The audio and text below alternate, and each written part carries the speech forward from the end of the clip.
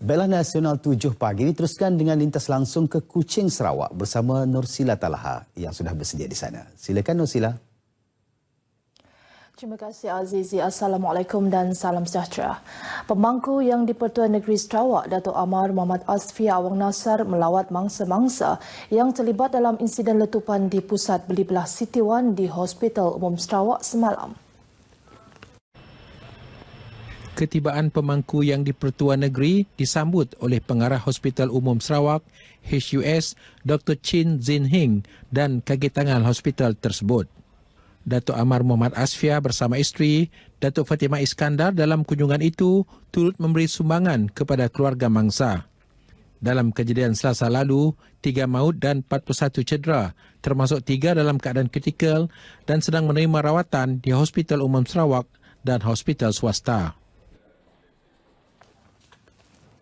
Sementara itu, Timbalan Menteri Perdagangan Dalam Negeri dan Hal Ehwal Pengguna Chong Chen Jen semalam turut membuat kunjungan ke Hospital Umum Sarawak bagi mantau perkembangan mangsa cedera insiden letupan di premis restoran makanan segera Korea di Pusat Beli Belah City One. Dalam kunjungan tersebut, Chong bersama Ahli Parlimen Bandar Kuching, Kelvin Yee, sempat bertemu dengan ahli keluarga beberapa mangsa insiden itu yang masih menerima rawatan. Bercakap kepada pemberita, Chong Chen Jen memberitahu pihaknya akan memberi sedikit sumbangan kepada semua mangsa yang terlibat bagi meringankan beban mereka selain melihat keperluan lain dalam masa terdekat ini. Sebelum itu, Chong Chen Jen yang juga ahli Parlimen Setampin dan Adun Pending, Violet Yong, memberitahu pemberita beliau akan melawat keluarga mendiang Chi Kiam Jong untuk melihat keperluan keluarganya yang kini tinggal dalam sebuah rumah daif di Sutong, Kuching. I will pay them a visit and see what is the assistance that we can give. Whatever it is, whether the place, their house is run down or not. I mean, for a family that lost a main income earner, I think only the emotionally, the sadness and the blow emotionally is quite devastating. Beliau kata demikian selepas melawat keluarga Oh Kui Lim, 49 tahun, yang turut terkorban dalam insiden tersebut dan memberi penghormatan terakhir kepada mendiang di Jalan Sekamah, Kuching. Mendiang merupakan seorang pekerja kontrak dalam kerja-kerja pengubah suaian di premis tersebut sebelum berlaku tragedi itu. Kementerian Industri Utama bakal memperhebat usaha memajukan industri kayu-kayan dan kelapa sawit di Sarawak. So today we had a very fruitful meeting with all the deputy chief ministers and the minister. Basically, we want to discuss on issue that on Malaysia's MSPO, Malaysia's Sustainable Palm Oil Certification, and also we discuss about issue related to our timber industry in Sarawak. In my ministry, timber board is one of the sector in my ministry. So, and also the same with the palm oil. So it is Sarawak is a big state, and my ministry want to work closely with the Sarawak state government.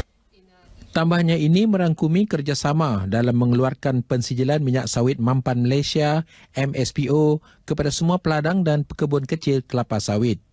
Katanya peladang dan pekebun kecil kelapa sawit diwajibkan untuk mendapatkan sijil MSPO sebelum 31 Disember 2019 bagi memudahkan mereka memasarkan hasil sawit ke pasaran antarabangsa.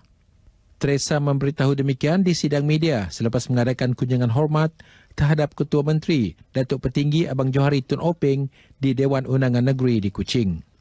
Sarawak kini mempunyai seluas 1.5 juta hektar tanaman kelapa sawit dan dijangka diperluas sehingga maksimum 2 juta hektar. Hadir sama Ketua Setiausaha Kementerian itu, Datuk Zurina Pawante.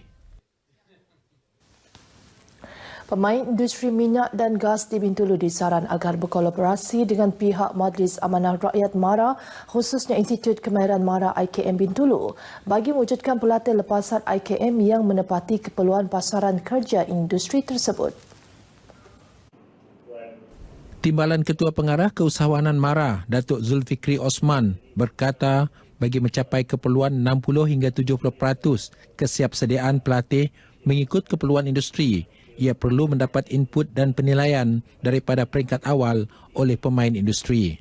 Tapi tahap kompetensi itu dapat ditingkatkan lagi sekiranya kita meneruskan kolaborasi dengan rakan-rakan pemain industri untuk menyediakan tenaga kerja, the right human capital kepada pemain-pemain industri. Beliau ditemui media selepas mengadakan pertemuan dengan lebih 35 usahawan Bumiputera yang terlibat dalam industri minyak dan gas di IKM Bintulu. IKM Bintulu serta institusi latihan mara yang lain, ujar beliau, sentiasa berusaha menyediakan pelatih yang berkualiti dengan menguasai teknologi dan kemahiran berkaitan industri tersebut. Bercakap mengenai bidang keusahawanan, Datuk Zulfikri berkata, MARA menyediakan satu ekosistem yang lengkap untuk membantu pemain industri minyak dan gas berkaitan aspek penyediaan modal insan, peluang perniagaan dan fasiliti sokongan. Pada tahun 2017 misalnya, kita telah pun mengeluarkan sebanyak 18 juta dana untuk membantu usahawan-usahawan di negeri Sarawak ni untuk daripada segi pembiayaan kontrak ekspres. Tetapi jumlah itu meningkat pada tahun 2018. Kita telah pun memberi dana sebanyak 30 juta untuk usahawan-usahawan yang terlibat di dalam industri ini. Datuk Zulfikri turut melakukan tinjauan ke Smokehouse IKM Bintulu serta loji pengeluaran minyak yang memberi gambaran pembelajaran dan pengajaran seperti berada di luar pesisir pantai. Cari pendekatan baru dalam mengembangkan bidang hospitality dan pendidikan pelancongan. NAB Chancellor UCSI Senior Profesor Datuk Dr. Khalid Yusuf berkata, walaupun Malaysia menawarkan iklim yang mudah dikunjungi pada setiap masa, usaha menarik pengunjung ke negara ini turut berdepan cabaran. Sehubungan itu, beliau berharap 300 delegasi dari seluruh dunia yang pakar dalam bidang masing-masing dapat mengadaptasi pembangunan teknologi terkini dalam membangunkan bidang hospitality. Dalam ucapan aluannya, Datuk Dr. Khalid turut optimis akan kemajuan sektor pelancongan di Sarawak, negeri yang kaya dengan flora dan fauna ini di peta pelancongan dunia. Hadir merasmikan Majlis Makan Malam UCSI itu Ketua Menteri Datuk Petinggi Abang Johari Tonopeng. Ketua Menteri turut merasmikan Regional Centres of Expertise RCE pendidikan untuk pembangunan pemeliharaan. Sidang kemuncak itu akan berlangsung selama 3 hari bermula semalam hingga Jumaat. Satu program Jerayawara Keusahawanan bahagian Serian telah diadakan di Dewan Masyarakat Serian. Program itu mendapat sambutan menggalakkan daripada masyarakat setempat, khususnya golongan belia. Lebih 60 peserta dari sekitar bahagian Serian menyertai program 2 hari itu yang berakhir semalam. Program Jerayawara itu bertujuan menggalak golongan belia mencebur diri dalam bidang keusahawanan untuk meningkatkan pendapatan. Selain itu, ia juga bagi menyediakan bantuan dan kursus kepada golongan itu serta masyarakat yang berminat dalam dunia perniagaan. Untuk rekod, lebih 200 usahawan tempatan berdaftar dilahirkan daripada pelbagai program keusahawanan yang diadakan di bahagian itu sejak tahun 2014. Setakat ini dahulu berita dari Sarawak untuk N7 pagi ini. Untuk berita seterusnya, kembali bersama Azizi.